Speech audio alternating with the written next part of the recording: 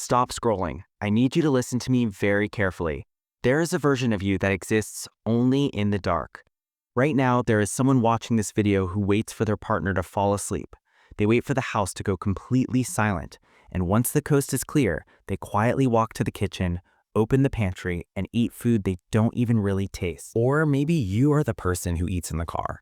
You hit the drive-thru on the way home from work, you eat the entire meal in the parking lot, and then you hide the wrappers in the bottom of the trash can so no one sees the evidence. If that sounds familiar, you probably tell yourself a very specific story. You tell yourself that you are broken. You tell yourself that you have zero self-control. You might even feel disgusting. I am here to tell you that you are wrong. This behavior is not a moral failure. It is not a lack of discipline. It is a biological glitch in your brain's security system. Today, we are going to decode the neuroscience behind why you hide food. We are going to look at the 3 specific psychological triggers: reactance, the shame loop, and the risk-reward that keep you stuck. And most importantly, I am going to share the results of a 7-day experiment I conducted on myself. I used a specific psychological protocol called the table test to see if I could break this habit in 1 week. The results were not what I expected, and I will share exactly what happened at the end of this video. But first, we have to diagnose the trap. The reason you cannot stop secret eating is that you are trying to solve the wrong problem. You think the problem is the food. You think if I just stop buying cookies, I will stop eating them. But the food is just a symptom. The real problem is the shame cycle. To understand this, we have to look at how your brain processes emotion. Here's the mechanism. Step 1, you feel a negative emotion. Maybe it is stress from work or loneliness or maybe just boredom. Step 2, you eat to soothe that emotion. Step 3, and this is the critical part, you judge yourself for eating. You say, I shouldn't have done that, I'm weak. This judgment creates shame.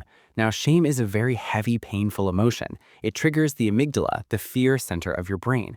To your brain, shame feels like a threat to your survival. So what does your brain do when it feels threatened? It seeks comfort. And what is the fastest, most reliable source of comfort it knows? The food. Do you see the loop? You feel bad, so you eat. Eating makes you feel guilty, which makes you feel worse. So you hide the eating to avoid the judgment, which makes you feel deceptive. And the deception creates more shame, which triggers more eating. It is a perfect self-sustaining engine.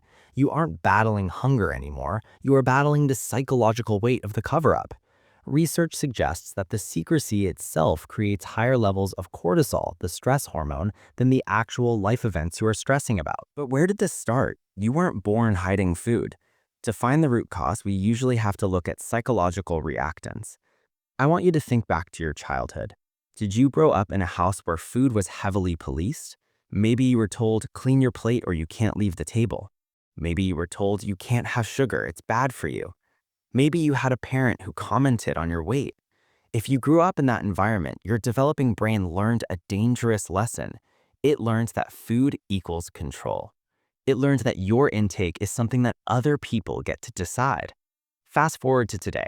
You are an adult. You make your own money. You are in charge of your own life. But deep down, there is a part of your brain that is still a rebellious teenager. When you sneak food at 2 a.m., when you eat something you shouldn't have, you aren't just snacking. You are unconsciously rebelling. You are reclaiming your autonomy. It is your brain saying, you can't tell me what to do.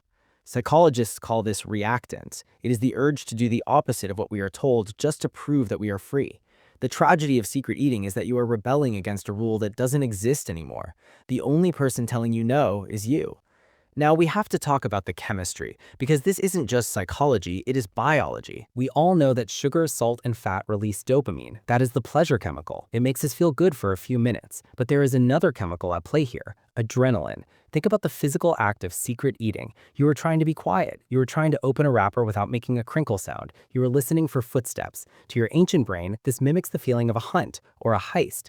When you engage in risky behavior like breaking a diet rule in secret, your brain releases a spike of dopamine that is actually higher than if you just ate the food openly. It is called the forbidden fruit effect. When something is forbidden, it becomes more valuable. If I put a plate of cookies on the table and said, eat as many as you want, you might eat 2 or 3. But if I lock those cookies in a jar and tell you do not touch these, your brain becomes obsessed with them. When you hide food, you're artificially increasing its value. You're turning a generic snack into a prize, and your brain becomes addicted to the hunt for that prize. This is why traditional diets fail for secret eaters. Diets are based on restriction. but restriction is the gasoline that fuels this fire. The more you restrict, the more you hide, and the more you hide, the more exciting the heist feels to your dopamine receptors. So how do we break a cycle that is chemical, psychological, and historical? This brings me to the experiment. For the last 7 days, I decided to test a psychological protocol called the table test. The hypothesis was simple. If secrecy increases the dopamine reward, then removing the secrecy should kill the craving. Here were the rules of my experiment. Rule number 1, I was allowed to eat absolutely anything I want. No diet, no restrictions. If I wanted a burger at midnight, I could have it. Rule number 2, I had to eat it at the dining room table, with the lights on, plated on a real ceramic plate. No standing up, no eating in the car, no eating in bed. Day 1 was easy. I felt like I had found a loophole. I ate junk food at the table and felt great. But day 3 is where it got interesting. On day 3, I had a massive urge to binge at night. I went to the kitchen, I grabbed the snacks, and I started to head back to my room, which is my pattern. Then I remembered the rule. I had to sit at the table. I turned on the bright kitchen lights, I sat down on the hard wooden chair, I put the snacks on a plate, and suddenly the magic was gone. Sitting there under the bright lights, exposed, I didn't feel like a rebel. I didn't feel like I was getting away with something. I just felt bored. I was just a person sitting alone eating sugar. The risk dopamine was gone. The rebellion adrenaline was gone. It was just food. And without the chemical spike of the secret, the food wasn't actually that good. By day 7, something incredible happened. The urges started to fade. This is a concept called habituation. When a stimulus becomes predictable and boring, our brain stops reacting to it. By forcing myself to be visible, I turned the forbidden fruit into just fruit. I stripped the habit of its power. So here is my challenge to you. I want you to try the table test for just 1 week. You don't have to change what you eat. I am not asking you to go on a diet. I am just asking you to change where you eat. If you were going to binge, do it at the table. If you were going to eat the drive-thru, park the car, walk inside, and eat at a booth. If you live with people, try to eat when they're in the room. I know this sounds terrifying. The idea of being seen is scary because of the shame.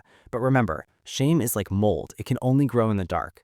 When you drag this habit into the light, you kill the shame. You prove to your brain that you are not a criminal. You are not broken. You are just a human being who is hungry. And once your brain understands that there is no threat and no rebellion, the cycle breaks.